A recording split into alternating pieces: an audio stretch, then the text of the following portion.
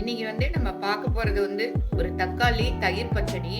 இதை வந்து இப்போ வந்து தண்ணியில போட்டு நல்லா பாயில் பண்ணிடலாம். இது மாதிரி அதோட தோலெல்லாம் நம்ம எடுத்துடலாம். இப்போ இதை வந்து ஒரு ஸ்மாஷர் வச்சு நல்லா ஸ்மாஷ் பண்ணிடலாம்.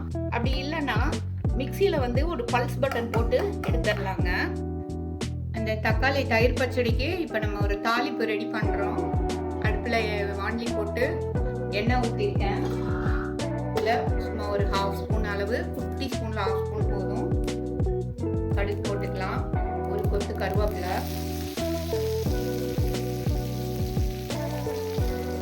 2 பச்சை மிளகா கிளீன் பண்ணி போட்டுருக்கேன்.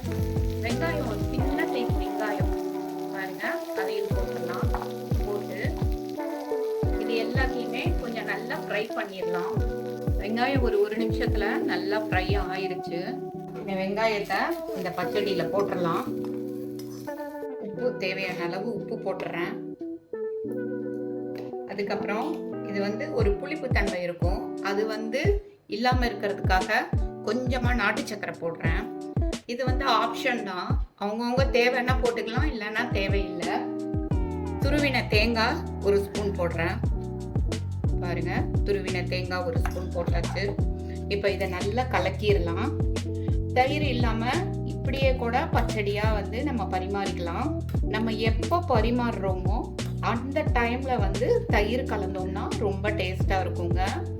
வந்து நிறைய வந்து நம்ம வெயில் காலத்துல இது மாதிரி குளிர்ச்சியான ஐட்டங்கள் சாப்பிட்டோம்னா நம்ம உடம்புக்கும் ரொம்ப நல்லதுங்க. இது சாம்பார் சாதத்துக்கெல்லாம் ரொம்ப டேஸ்டா இருக்கும்.